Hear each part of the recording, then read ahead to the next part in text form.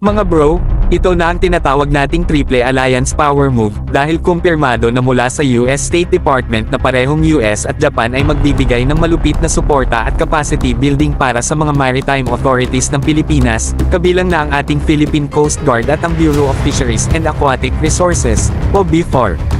Isa na naman tong patunay na hindi tayo nag-iisa sa laban sa dagat.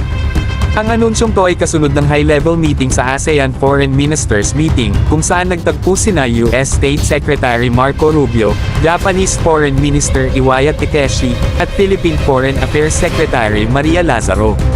Ang resulta, solid na commitment para palakasin ang kakayahan ng Pilipinas, hindi lang sa maritime security, kundi pati sa iba pang critical sectors ng pambansang seguridad at ekonomiya.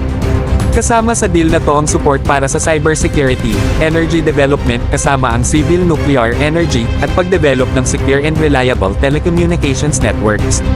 Ibig sabihin, habang pinalalakas ang ating maritime patrols at enforcement sa karagatan, pinapatatag din ang ating mga digital at energy infrastructure.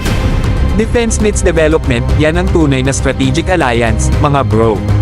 Para sa ating PCG at BFAR, hindi lang ito dagdag training at equipment, ito ay full package na suporta para mas maging matatag sa pagprotekta ng karagatan, pagpigil sa illegal fishing, at pagtugon sa maritime emergencies. At kung US at Japan ang kakulab, alam na natin, high-tech, world-class, at pangmatagalan ang epekto. Hindi lang to magandang balita sa ating national defense, kundi win din to para sa ekonomiya. Comment down nyo lang dos nyo para dito mga bro.